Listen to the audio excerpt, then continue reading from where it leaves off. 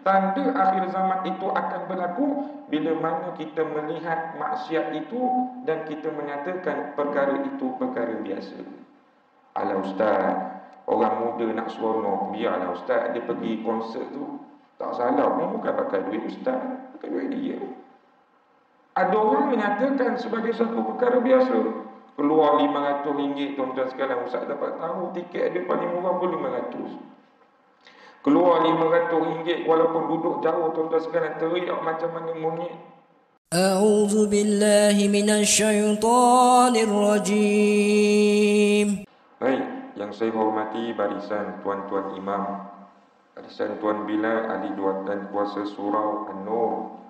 Seterusnya yang saya muliakan para jemaah yang sentiasa istiqamah mari datang ke rumah Allah Subhanahu wa taala. Kerana apa saya menggunakan perkataan yang saya muliakan?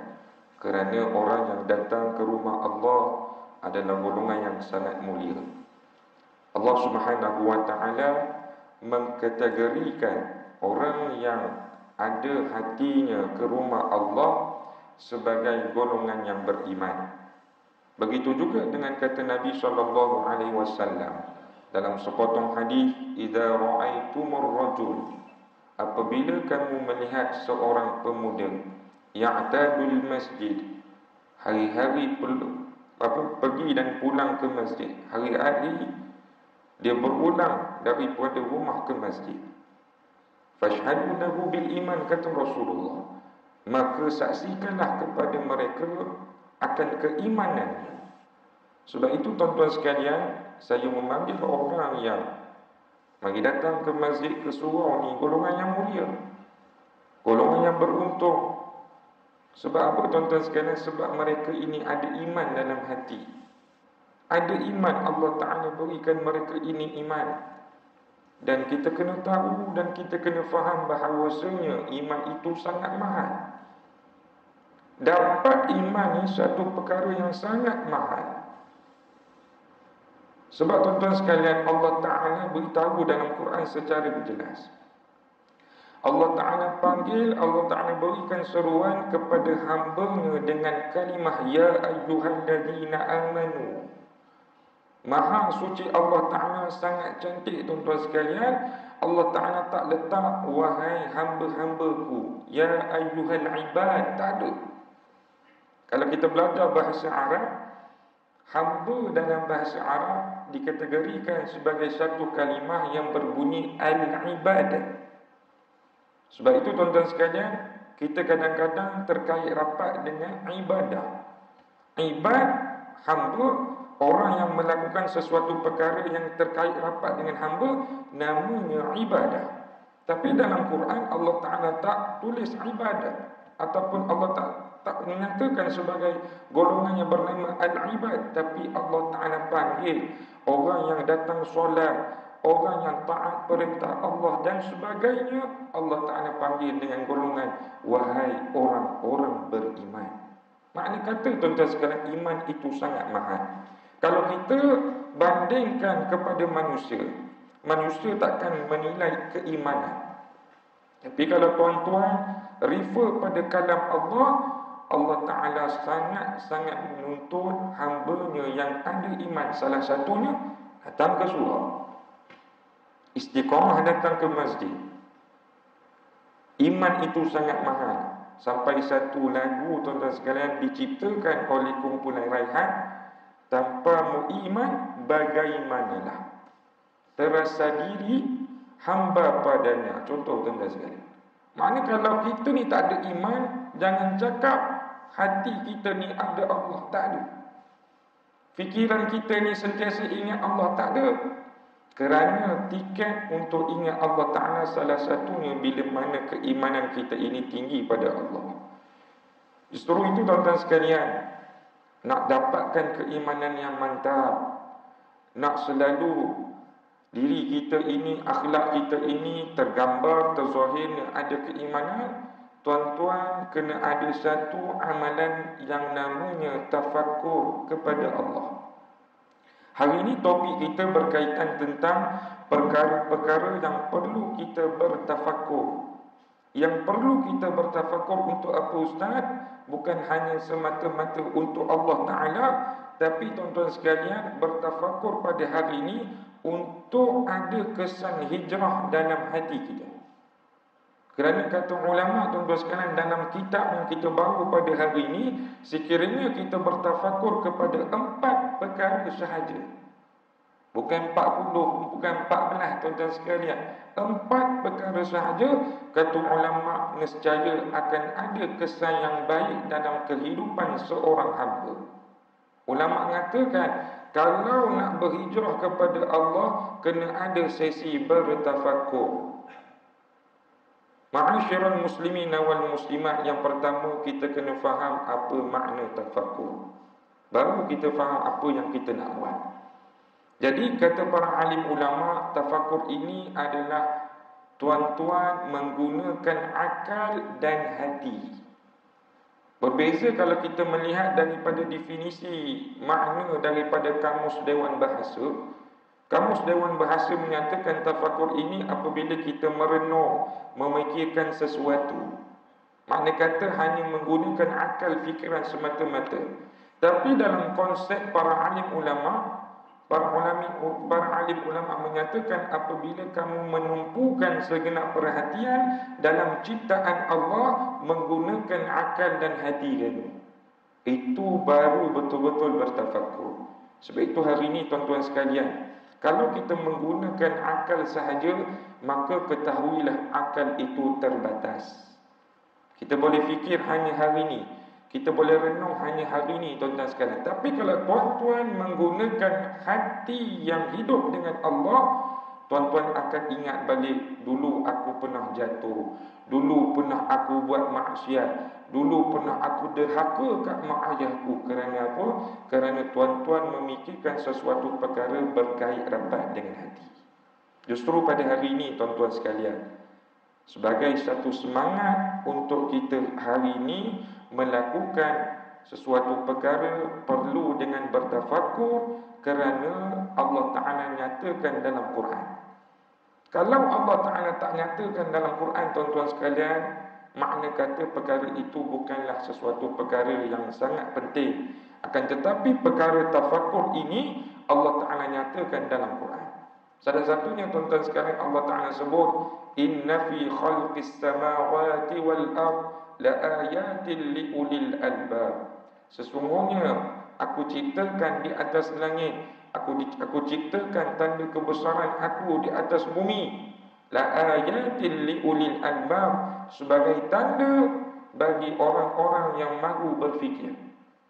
Jadi makna di sini, tuan-tuan sekalian, perkara yang Allah Ta'ala cipta di depan kita, di belakang kita, di tepi kanan dan kiri kita, semuanya ada hikmah bagi orang yang berfikir kepada Allah. Ustaz, kalau saya tak berfikir ni ada kekesan? Ada. Bahkan Allah Ta'ala nyatakan dengan satu ancaman. Ancamannya apa? Dalam 2 perkara yang Ustaz boleh petik dalam Quran. Yang pertama, Allah Ta'ala kata, qul inzuru madza fis samawati wal ard wa ma tughni al-ayatu wan nuzuri an qaumin la ya'qilun. Orang yang tidak bertafakur kepada ciptaan Allah, dia tidak akan mendapat manfaat dengan apa yang Allah Ta'ala berikan kepada hamba-Nya. Bila tidak ada dapat manfaat, maka kehidupan dia ni, tuan-tuan sekalian, terombang-ambing. Terombang-ambing. Tidak ada kebaikan, tidak ada, tuan-tuan sekalian, satu pedoman kehidupan, tidak ada. Bila saat dia tidak mendapat manfaat daripada apa yang Allah Ta'ala ciptakan buat dia. Kerana salah satunya, kehidupan dia ni, tuan-tuan sekalian, tidak memandang, tidak bertafakur kepada apa yang Allah Ta'ala berikan kepada hari ini. Yang kedua, Allah Ta'ala sebut dalam suratul Kahfi, وَمَنْ أَظْلَمُ مِمَّنْ ذُكِّرَ بِآيَاتِ رَبِّهِ فَأَعْرَضَ عَنْهَا. Barang siapa yang Allah Ta'ala tergolongkan dalam golongan yang zalim. Golongan ni Allah Ta'ala nyatakan sebagai golongan yang zalim. Kita pun dengar kalimah zalim ni, tuan-tuan sekalian, apa yang kita fikir? Ustaz, orang tu jahat, orang tu kejam, Kenapa? Kerana dia pernah buat zalim dekat anak saya. Anak saya sampai tak boleh bangun, tak boleh makan, ustaz. Dia zalim kat anak saya. Perkataan zalim itu satu perkataan yang kalau kita dengar, kita kata dia ni orang jahat. Betul? Dan Allah Ta'ala nyatakan dalam Quran, golongan yang zalim ini salah satu ciri-cirinya apa? Fa'a'rada anha. Allah Ta'ala beri tanda kekuasaan, tapi dia abaikan tanda kekuasaan Allah. Dia tak perhatikan. Dia biar berlaku begitu saja. Dengan satu persatu Allah Ta'ala berikan pada hari ini, tuan-tuan sekalian, hati-hati, jaga-jaga. Hari ini kena jaga ibadah kita, kena jaga pegangan akidah kita. Pada hari ini, tuan-tuan sekalian, kalau kita belajar hadis perjalanan zaman, dan pada hari ini juga, tuan-tuan sekalian, ada tanda-tanda kita menuju ke akhir zaman. Dah ada tanda-tanda kita menuju ke akhir zaman, tuan-tuan sekalian. Salah satu kata Nabi, tanda akhir zaman itu akan berlaku bila mana kita melihat maksiat itu dan kita menyatakan perkara itu perkara biasa. Alah ustaz, orang muda nak seronok, biarlah ustaz dia pergi konsert tu. Tak salah pun, bukan pakai duit ustaz, pakai duit dia. Ada orang menyatakan sebagai satu perkara biasa. Keluar RM500, tuan-tuan sekalian. Ustaz dapat tahu tiket dia paling murah pun RM500. Keluar RM500 walaupun duduk jauh, tuan-tuan sekalian, teriak macam mana monyet. Tuan-tuan sekalian. Dan kita tahu bahawasanya yang penyanyi tersebut diambil daripada luar negara, yang mana kita jangan sebutlah auratnya. Sebab dia bukan orang Islam. Dalam masa yang sama, bila dikaji-kaji, orang kata dia ni ustaz pernah kibar bendera LGBT. Orang yang kuat LGBT. Dan kita tahu salah satu hadis yang Nabi tinggalkan kepada kita, ada 7 golongan yang Allah Ta'ala laknat. Salah satunya, tuan-tuan sekalian, orang yang melakukan homoseksual. Laknat. Tapi apa yang berlaku pada hari ini sebagai tanda kepada kita, jagalah diri. Tanda tu dah ada. Jagalah ibadah. Macam mana ustaz saya nak jaga ibadah? Tuan-tuan pandang musibah, reflect balik kepada diri kita dengan cara bertafakur. Ya Allah, aku dah duduk dalam satu zaman yang penuh dengan fitnah. Baru dapat manfaat. Tapi kalau Allah Ta'ala beri satu-satu perkara di depan kita, musibah, satu-satu perkara orang dapat nikmat, makin lama makin lupa Allah. Tapi tuan-tuan tak gunakan akal dan hati untuk berfikir, tuan-tuan tidak akan kenal namanya Allah Subhanahu Wa Ta'ala. Bila saat tidak ada renungan. Sebab itu penting, tuan-tuan sekalian, bertafakur ni. Jadi, apa perlu kita bertafakur di atas muka bumi Allah Ta'ala ini? Ada 4 perkara. Yang pertama, kata ulama, tafakkaru fi ayatillah. Setiap hari tuan-tuan kena ada masa renung kalam Allah, bertafakur kepada kalam Allah. Makna kata setiap hari yang Allah Ta'ala berikan pada tuan-tuan, kena ada satu masa, 1 minit, 1 jam ke, atau berapa lama tuan-tuan nak gunakan untuk satu hari, buka Quran, cari apa yang Allah Ta'ala nak beritahu pada kita. Kerana Quran itu, tuan-tuan sekalian, akan mengubah kehidupan kita. Ulama mengatakan siapa bertafakur kepada ayat Allah, apakah kesan dalam kehidupannya? Kata ulama tersebut dalam kitab ini, yatawalladu minha at-tauhid wal yaqin. Dia akan dapat satu nikmat, tauhidnya akan kuat dengan Allah, keyakinannya sebagai seorang hamba kepada Allah makin lama makin meningkat. Bila saat tuan-tuan merenung kalam Allah. Jadi hari ini, tuan-tuan sekalian, benda yang perlu kita buat sebelum kita mati, tuan-tuan kena ambil ibarah pengajaran dalam Quran. Bukan hanya setakat kita pandai baca. Tak cukup. Kerana Quran itu Allah Ta'ala beri kepada kita, Allah Ta'ala wasiatkan daripada Nabi Muhammad kepada kita, supaya kita ini menjadi pedoman. Bukan hanya semata-mata untuk dibaca. Kalau hati ni rasa tak tenang, buka Quran. Ustaz, saya ada masalah dengan isteri. Cari ada jalan Allah Ta'ala beri tentang kekeluargaan dalam Quran. Ustaz, saya baru nak bina bisnes ni, tapi saya tak tahu nak mula macam mana. Cari dalam Quran, Allah Ta'ala ada cerita tentang guideline tentang bisnes. Ustaz, saya baru nak mula tentang perhijrahan, taubat pada Allah, macam mana saya nak bertaubat. Dalam Quran ada cerita tentang taubat. Makna kata seluruh aspek kehidupan kita ada dalam Quran. Ustaz, kalau saya tak bertafakur kepada ayat Allah, apa jadi dalam kehidupan saya? Ustaz, baru satu firman Allah. Allah Ta'ala sebut, tuan-tuan sekalian, dalam awal suratul Hijr. Tuan-tuan boleh buka dalam awal surah Al-Hijr, yang mana Allah Ta'ala rakamkan Alif Lam Ra, tilka ayatul kitabi wa Qur'anin mubin. Inilah kitab, inilah Quran yang menjadi pedoman sangat jelas buat hamba-hamba. Rubama yawaddul ladhina kafaru law kanu muslimin. Orang kafir bila mana saat dia masuk ke dalam yaumul mahsyar nanti, hari perhitungan amalan, ramai orang kafir berkata kepada Allah, ruginya kalau dulu aku tak jadi orang Islam. Alangkah ruginya dulu ya Allah, ruginya hari ini aku ya Allah. Kenapa dulu aku tak jadi orang Islam? Kerana orang Islam itu Allah Ta'ala berikan Quran. Jadi pada hari ini tuan-tuan sekalian, apa lagi nikmat yang kita nak mendustakan pada Allah? Tak ada. Sedangkan Allah Ta'ala dah beri kita duduk dalam Islam, seorang-seorang dapat Quran tanpa perlu dibayar pada Allah. Cumanya hari ini kita kurang bertafakur kepada ayat dia. Dan sebab itu kehidupan kita terombang-ambing, hati tak tenang, kerja ada tapi rasa tak cukup ustaz duit, anak ada tapi tak boleh membawa ketenangan pada saya, kerana tuan-tuan lupa untuk kembali apa sebenarnya Allah Ta'ala nak cerita kepada kita hari ini. Ustaz tak nak bawa tuan-tuan sekalian surah-surah yang panjang untuk kita bertafakur. Hanya pada hari ini, cuba kita hari ini bertafakur tentang surah Al-Fatihah. Yang hari-hari tuan-tuan dan puan-puan baca, yang tuan-tuan dan puan-puan dah lancar di bibir, satu surah yang hari-hari kita baca dalam solat, kadang-kadang kita lupa untuk bertafakur. Al-Fatihah ni tuan-tuan sekalian, satu surah yang kalau kita merenung kalam-kalamnya, kita boleh kembali pada Allah. Salah satunya tuan-tuan sekalian, Ustaz membawa perhatian tuan-tuan dan puan-puan pada kalimah Rabb.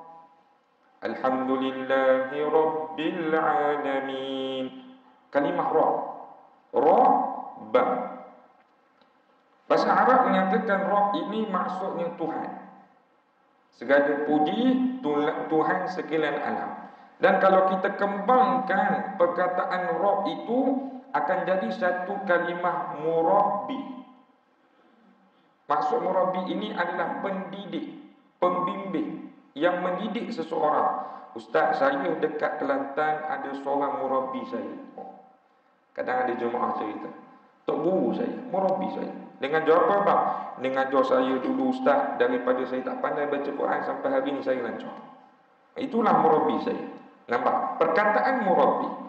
Dan tuan-tuan sekalian, kalau kita mendengar dan kita melihat bahawasanya benarlah kata Allah, Allah Ta'ala ini Tuhan sekalian alam, bukan sekadar Tuhan, akan tetapi Tuhan yang membimbing kita, Murabbi kita. Walaupun pada hakikat perjalanan kehidupan kita ada ustaz-ustaz yang mengajar kita, adanya mak ayah yang hari-hari beritahu, mu jangan buat ni, Allah Ta'ala tak suka.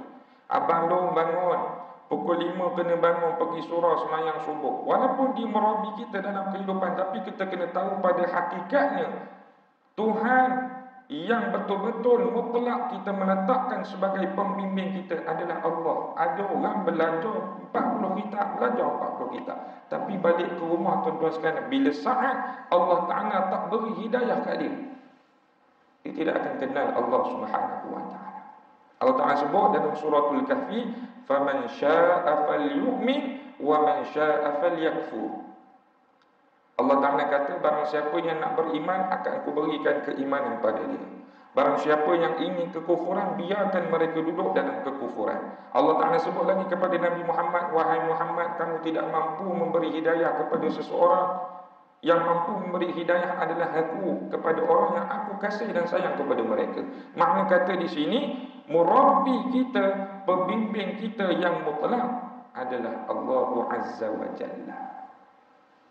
Jadi kita belajarlah dengan tok guru macam mana pun, kita bertalakilah kitab dengan para masyayikh.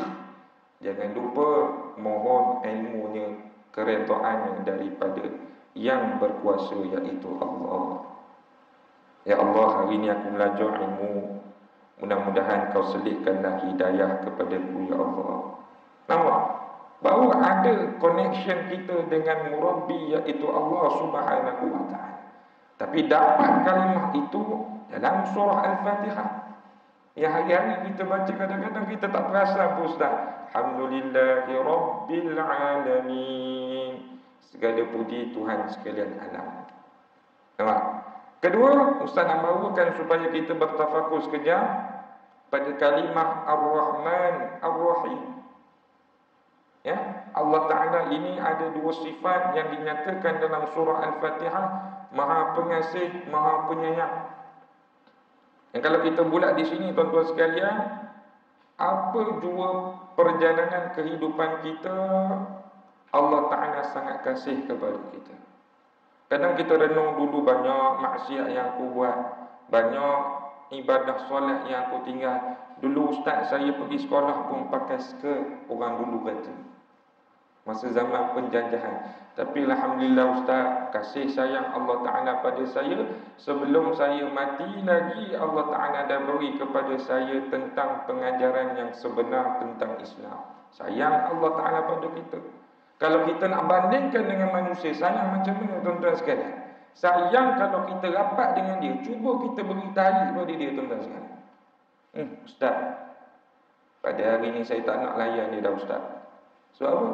Sebab dia pernah buat jahat dengan saya.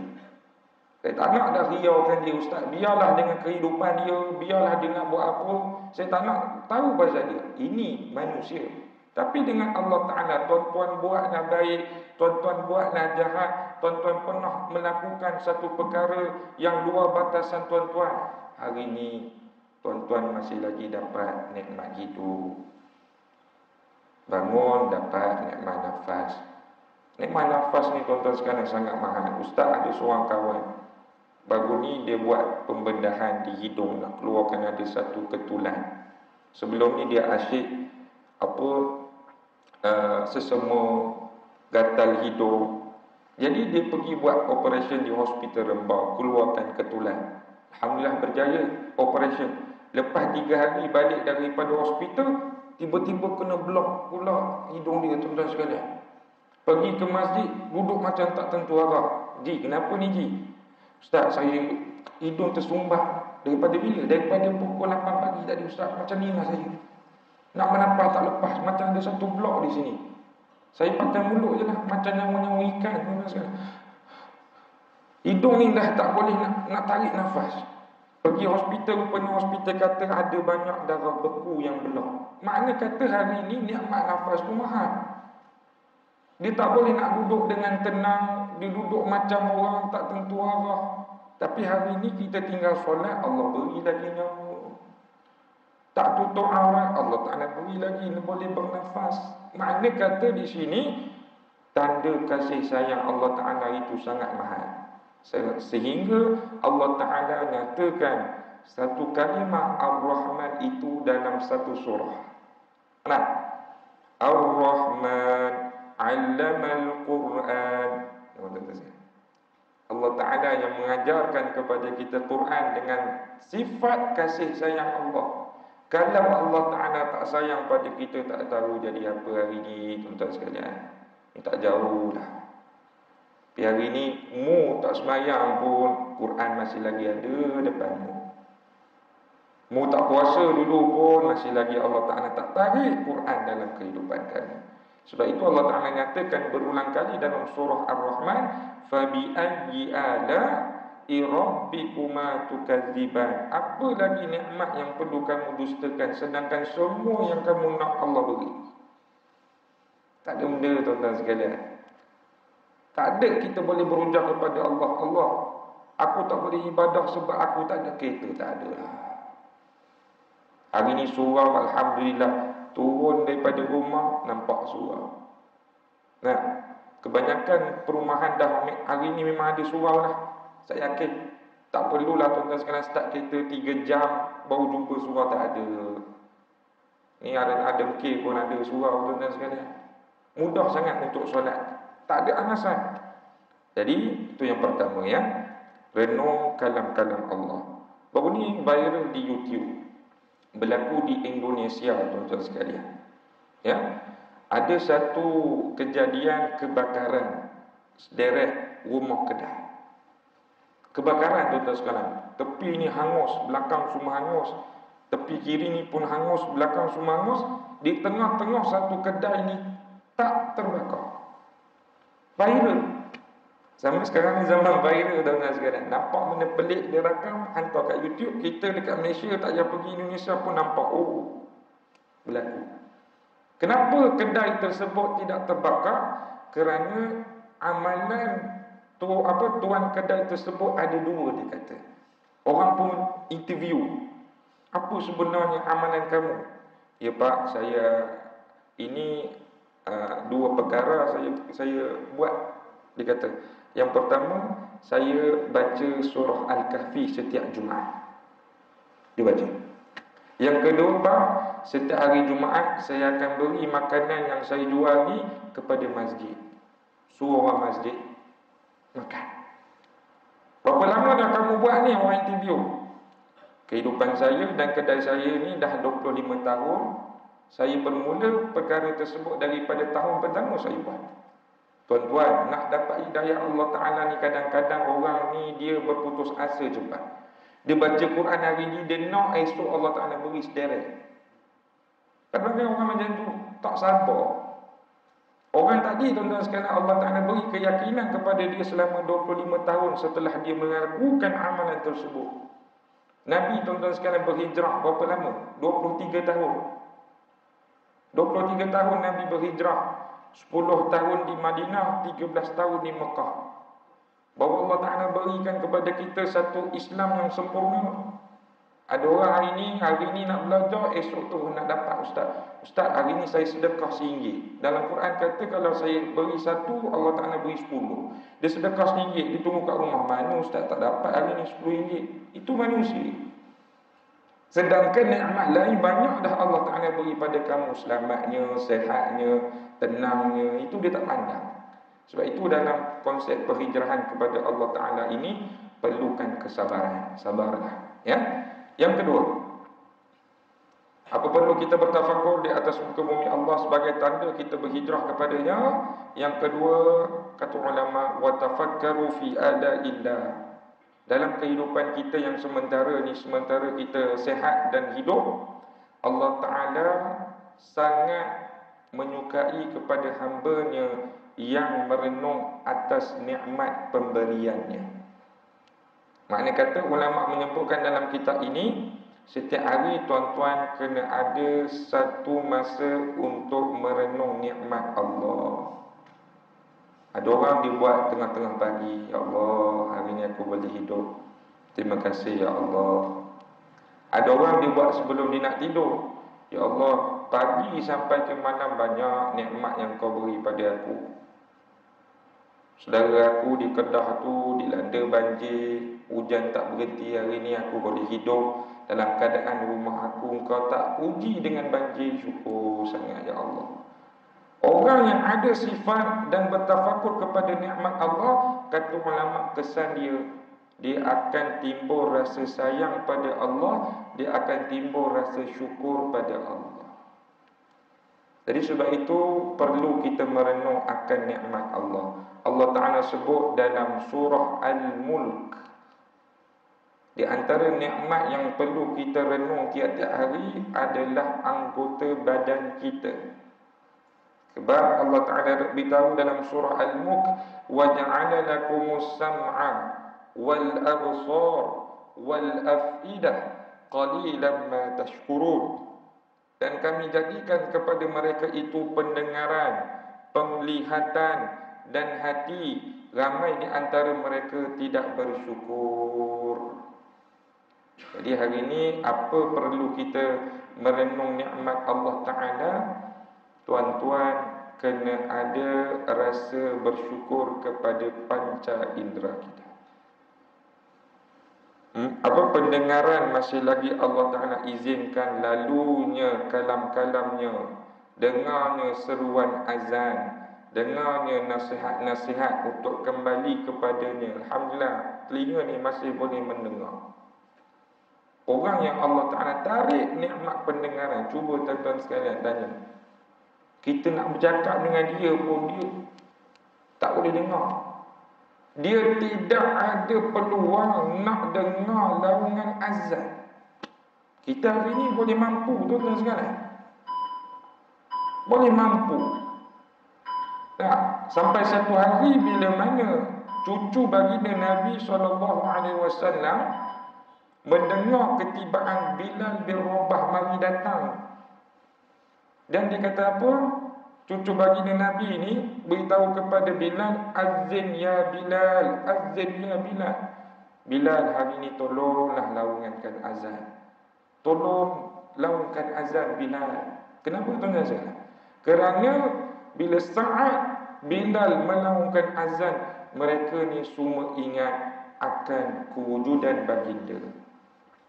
Sebab masa itu, pada saat Bilal melaungkan azan, baginda mesti ada di belakang Bilal untuk sedia menunaikan solat. Nah, naknya telinga ni rasa nikmat. Tapi hari ini manusia kadang menggunakan telinga bukan kepada nikmat.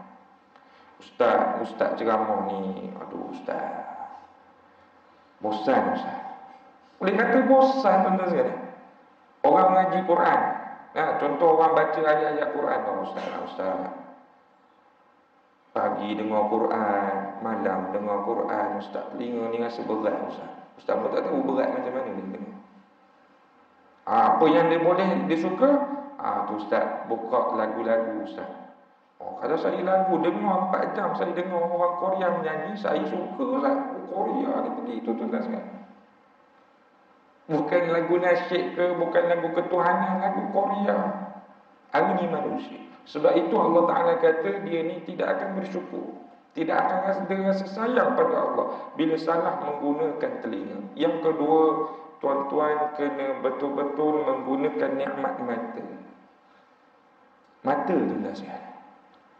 Kalau Allah Ta'ala takdirkan kepada kita ni tak boleh nampak, seperti mana orang-orang buta yang kehidupannya gelap gelita. Hari ini kita boleh nampak lagi, pergi ke Masjidil Haram, pergi ke tanah suci Mekah, nampak inilah Kaabah yang dibangunkan oleh Nabi Ibrahim. Macam ni. Lalu di Safa Marwah tuan-tuan sekalian kita nampak, inilah perjalanannya. Mata ni, sebab dia mata. Cuba kita tanya orang yang buta, apa dia rasa? Saya nak nampak ustaz, saya ni kehidupan saya gelap, tak boleh nampak. Ayah saya pun saya tak tahu muka macam mana, mak saya pun saya tak tahu macam mana rupa dia. Tapi orang yang pada hari ini Allah Ta'ala berikan nikmat mata, adakah Allah Ta'ala nak beritahu kepada diri ni orang istimewa? Tidak. Allah Ta'ala nak uji bila mana saat kamu ada mata, apa yang kamu buat. Itu sahaja. Ada orang dia gunakan mata kepada maksiat, berlaku. Satu hari ustaz pergi ceramah dekat Nilat, satu masjid tu tuan-tuan sekalian, tidak perlulah kita mention masjid mana. Satu hari bila ustaz kuliah maghrib, ada seorang makcik jumpa di tepi kereta. Ustaz, jangan balik lagi. Kenapa cik? Boleh tak ustaz bulan depan ustaz datang ceramah, ustaz cerita tentang mata. Masa tu ustaz bawa topik yang lain. Kenapa cik ni? Tak, satu hari tu ustaz, Allah Ta'ala nak tunjuk suami saya umur 65 tahun. 65 bukan 15, 65 tahun. Dia kata apa tuan-tuan sekalian? Satu hari saya ni masak.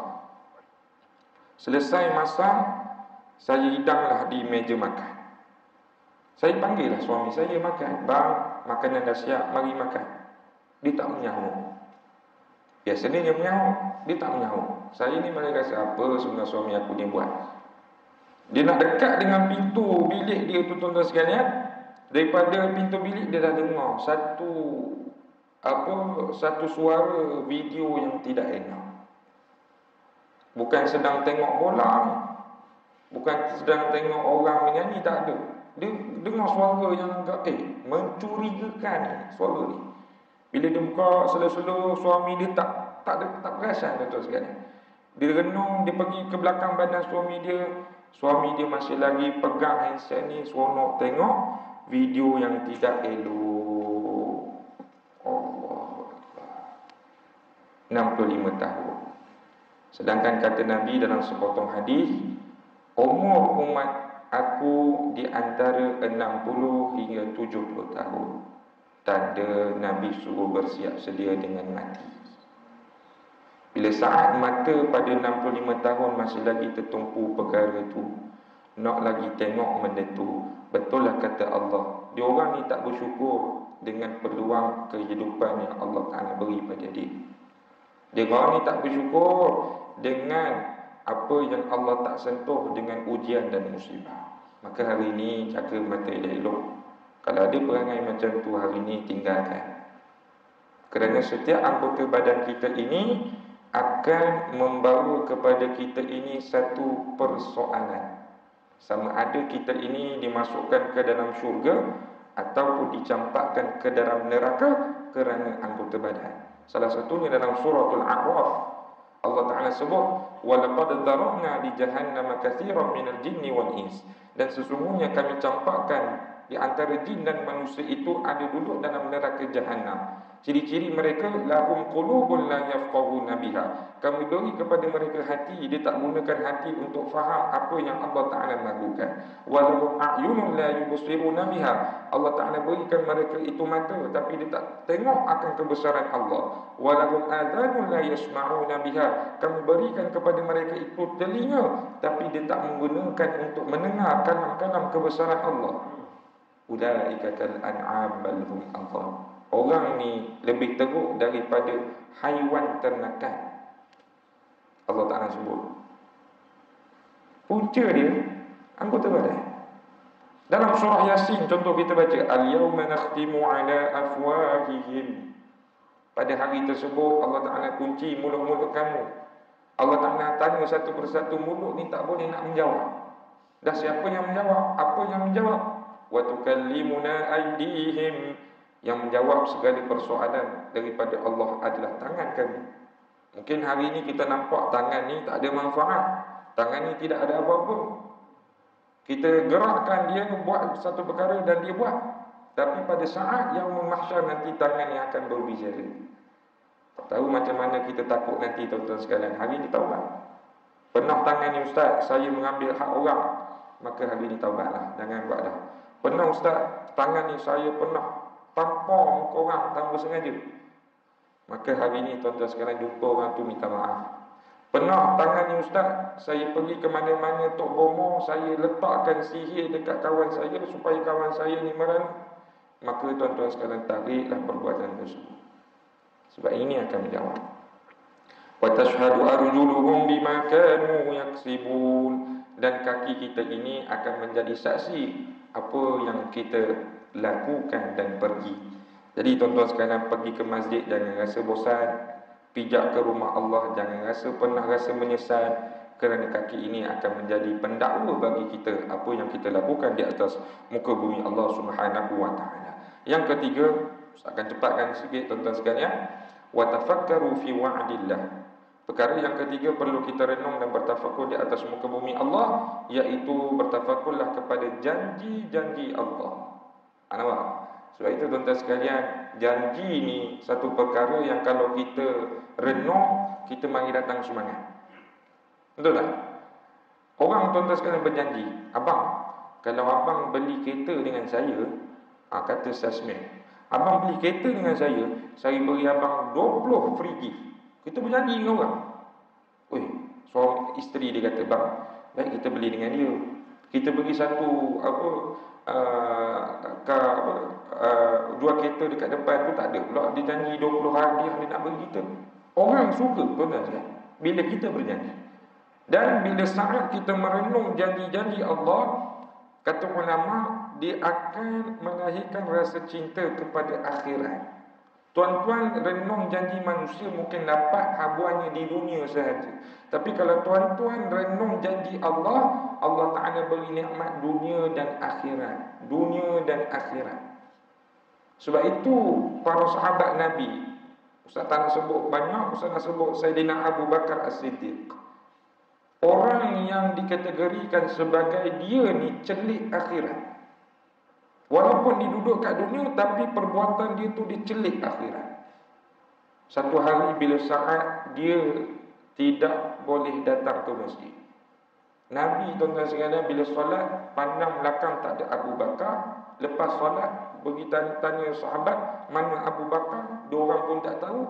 Pergi ke rumah Abu Bakar, rupanya Abu Bakar sedang sakit. Apa Abu Bakar sebut keluar daripada mulut kepada Nabi? Ya Rasulullah, maafkan aku, maafkan aku, maafkan aku. Orang tak boleh datang masjid, dia minta maaf tuan-tuan sekalian. Kita hari ini kalau tak datang masjid tak ada rasa salah langsung, betul tak? Kadang orang masjid kena minta maaf dekat dia. Bang, hujung minggu ni suruh kita ada buat program Qiyamul. Tapi itulah bang, saya ni bukan nak ganggu program abang hujung minggu ni. Minta maaf sangat-sangat. Kita kadang kita nak ajak orang yang datang ke surau pun kita kena minta maaf dengan dia. Tapi orang dulu celik akhirat tuan-tuan sekalian. Dia tak datang masjid, dia minta maaf kat Nabi. Minta maaf lah, imam saya memang tak boleh datang. Saya sakit. Orang yang celik akhirat.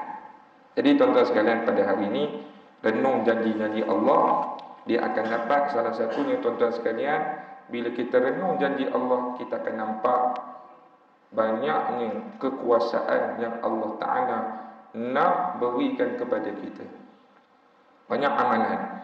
Contohnya tuan-tuan sekalian, macam kita nampak tadilah, seorang penjual kedai, tuan kedai, yang amalan dia hanya baca surah Kahfi dalam masa yang sama hari Jumaat beri makan, dan dia buat selama 25 tahun. Dan dia tahu perkara ni sebagaimana yang Allah Ta'ala janji pada dia, satu hari kedai dia tak terbakar. Dan Allah Ta'ala tunaikan janjinya. Jadi justru pada hari itu tuan-tuan sekalian, kita kena renung janji Allah Subhanahu wa Ta'ala.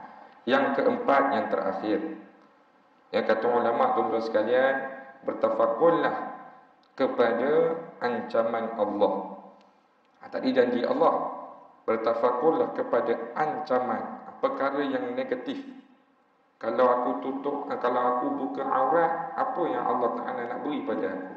Kalau aku tinggal solat, apa hukuman yang Allah Ta'ala nak beri pada aku? Orang macam ni, dia cari dulu. Oh, Allah Ta'ala cerita macam ni. Orang yang macam ni, kata ulama, akan melahirkan sikap waspada, berhati-hati terhadap perbuatan dosa. Sebab itu kadang-kadang kita rasa, ya Allah, takutnya hati ni dengar orang yang boleh mencabar Allah, menghina Nabi, menghina Allah. Kita dalam hati ni kita rasa takut. Padahal perbuatan tu kita tak buat, tapi kita dengar, kita rasa takut. Sebab apa? Kita tahu orang yang keluar daripada Islam, Allah Ta'ala sebut dah, di antara dosa yang tidak Allah Ta'ala akan ampun selama-lamanya adalah dosa syirik. Dosa lain Allah Ta'ala akan ampun. Dosa syirik ini tuan-tuan sekalian jangan buat main. Allah Ta'ala tidak akan ampun. Sebab apa kita main rasa takut? Sebab kita tahu apa yang Allah Ta'ala beritahu dalam Quran. Orang yang tadi dia lepas cakap, dia cabar diri dia cabar Allah Ta'ala, dia hina Allah Ta'ala sebab dia tak tahu langsung apa ancaman yang Allah Ta'ala akan beri pada dia. Contohnya Fir'aun, dia tak tahu tuan-tuan sekalian. Nabi Musa ni puaslah tuan-tuan sekalian, beritahu kembali pada Allah, ingat Allah Ta'ala, ya, ambillah seruan ini. Dia tuan-tuan sekalian tak tahu. Tapi bila mana satu saat Allah Ta'ala laknat dia, nama dia sampai ke hari ni orang kenal dengan satu nama yang tidak elok. Nampak tak? Ancaman daripada Allah. Justru pada hari itu tuan-tuan sekalian, kita ambillah sebagai iktibar. Kalaulah kita ni terlepas melampaui batas, saya nak beri satu solusi. Tuan-tuan dalam satu hari kadang tak perasan, tak sedar, ustaz saya ni banyak buat maksiat dosa. Jadi sebelum tidur banyak zikir la ilaha illallah. Kata Nabi, jadidu imanakum, perbaharuilah iman kamu dengan satu amalan, aksiru min qawli la ilaha illallah, dengan kamu memperbanyakkan menyebut kalimah la ilaha illallah, nak memperbaiki iman kita. Sebelum tidur, kita pun tak tahu pagi tadi kita ada buat jahat dengan orang ke, hati ni selalu berkata-kata tak elok dengan orang ke, mak ayah tuan-tuan sekalian kadang-kadang kita abaikan ke.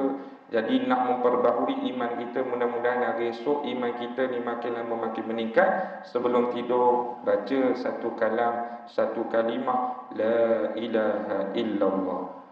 Sebagai penutup kita pada hari ini, kata Nabi juga dalam hadis yang lain, siapa yang menyebut kalimah la ilaha illallah sebelum mereka itu mati, maka tuan-tuan sekalian Allah Ta'ala akan muliakan roh dan jasad dia dan akan masukkan mereka itu ke dalam syurga. Orang yang dapat akhirkan hayat dia dengan kalimah la ilaha illallah. Jadi tuan-tuan sekalian, sebagai kesimpulan, kata Sayyidina Ali bin Abi Talib radhiyallahu anhu, tidak ada ibadah yang pahalanya sebadan dengan tafakkur. Jadi kata Sayyidina Ali, nak dapat ibadah yang sangat dituntut oleh Allah Ta'ala yang berkualiti, mestilah ibadah tersebut selarikan dengan makna tafakkur, dengan tuan-tuan renung. Contohnya Ustaz nak bawa satu, hari ini kita nak renung tentang solat. Ustaz, saya solat tapi masih lagi saya ni melakukan maksiat. Kenapa Ustaz? Sedangkan Allah Ta'ala beritahu dalam Quran, inna salata tanha anil fahsya'i wal munkar. Sesungguhnya solat itu akan menjadi benteng daripada kamu melakukan perkara yang keji dan munkar. Kenapa saya solat dalam keadaan saya buat maksiat lagi Ustaz? Salah satunya solat kita perlu perbaiki.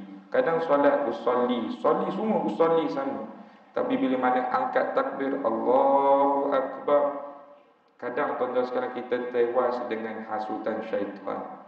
Fikir benda-benda dunia, lepas ni rasa nak makan apa, lepas ni rasa nak pergi beli sayur, lepas ni malam ni menjester lawan, menang ke tidak dia malam ni. Boleh fikir lagi tuan-tuan sekalian. Sebab itu pada hari ini kadang solat kita tidak berkualiti. Jadi kata Sayyidina Ali, tidak ada ibadah yang pahalanya sepadan dengan tafakur. Solat juga, tapi kena renung solat kita. Zikir juga, tapi kena renung zikir kita. Quran juga, tapi kena renung Quran kita. Makna kata renung tu di mana? Renung di akhlak kita. Kalau akhlak kita makin lama makin baik, alhamdulillah, ibadah tuan-tuan sangat berkualiti. Kalau ibadah kita makin banyak, tapi dalam masa yang sama kita ni makin lama makin marah, makin suka hina orang, makin suka keji kepada orang, maka banyakkan taubat lebih dahulu, tinggalkan kepada perkara maksiat, sebab tuan-tuan sudah bertafakur dengan ibadah tersebut. Cukuplah setakat itu pada hari ini. Mudah-mudahan menjadi iktibar buat diri ustaz dan sidang jemaah bersama. Minta maaf atas ketelanjuran, kesilapan daripada ustaz dan tuan sekalian. Sama-samalah kita berdoa agar perkara yang kita belajar hari ini menjadi satu perkara yang istiqamah sampai kita menuju kepada hari kematian nanti. Tuan-tuan sekalian, kita tutup dengan sedikit bacaan tahlil. Ya, Tok Imam kita minta ustaz untuk pimpin tahlil kepada arwah Muhammad Fauzi bin Abdul Ghani. InsyaAllah tuan-tuan sekalian, menjadi asbab kebaikan buat arwah dan juga diri kita pada hari ini, insyaAllah. إلى حضرة النبي المصطفى رسول الله صلى الله عليه وسلم، وخصوصا إلى روح المرحوم محمد فوزي بن عبد الغني. الفاتحة. أعوذ بالله من الشيطان الرجيم. بسم الله الرحمن الرحيم. الحمد لله رب العالمين، الرحمن الرحيم، مالك يوم الدين، إياك نعبد وإياك نستعين، اهدنا الصراط المستقيم، صراط الذين أنعمت عليهم غير المغضوب عليهم ولا الضالين. آمين. بسم الله الرحمن الرحيم. قل هو الله أحد، الله الصمد، لم يلد ولم يولد ولم يكن له كفوا أحد. بسم الله الرحمن الرحيم.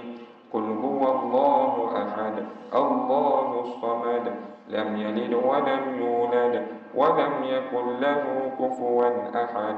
بسم الله الرحمن الرحيم. قل هو الله أحد، الله الصمد، لم يلد ولم يولد ولم يكن له كفوا أحد.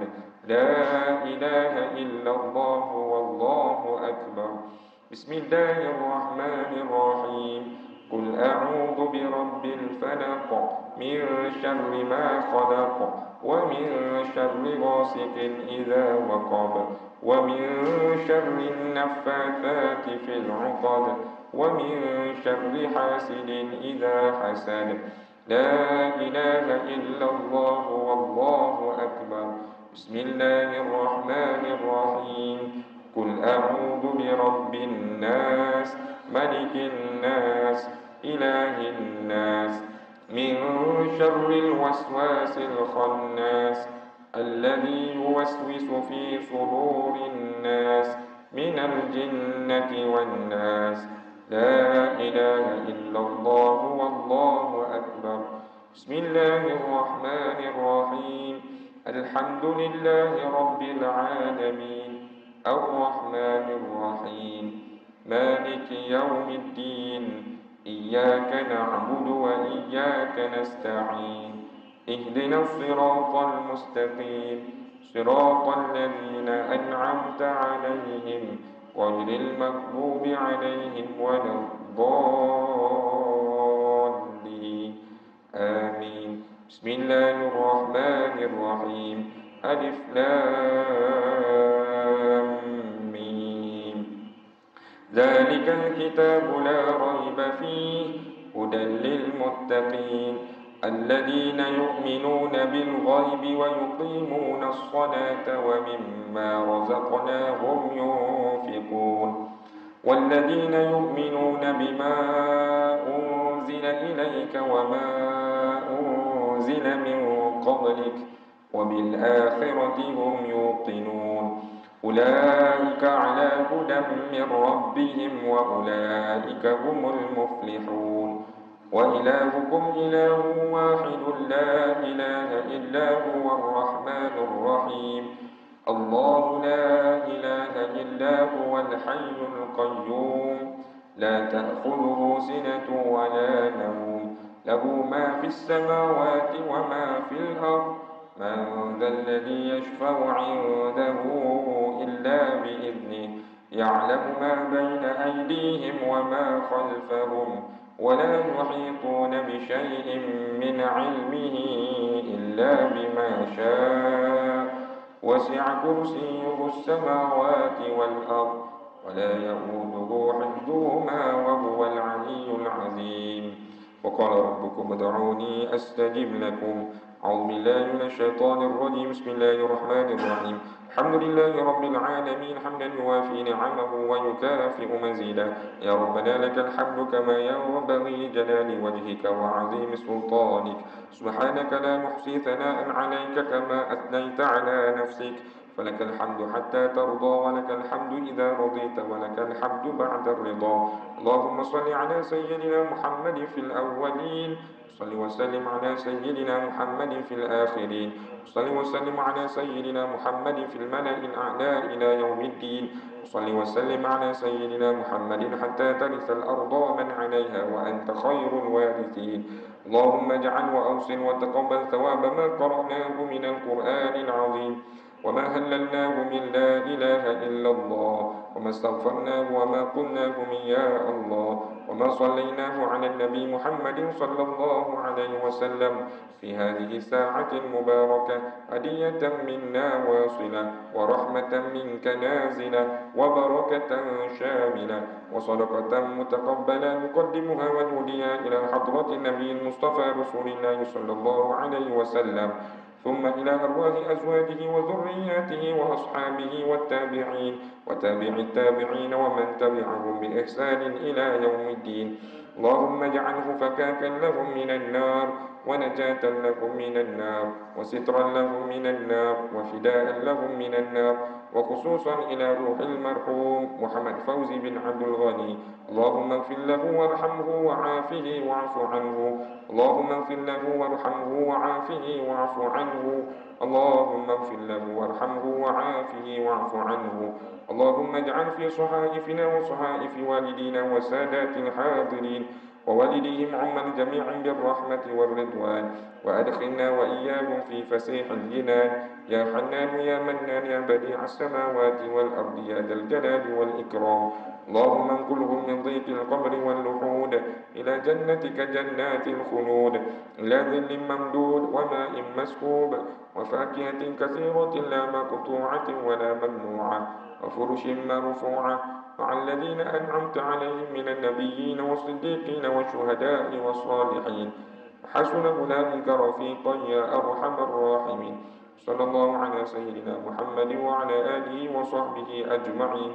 سبحان ربك رب العزة عما يصفون، وسلام على المرسلين والحمد لله رب العالمين.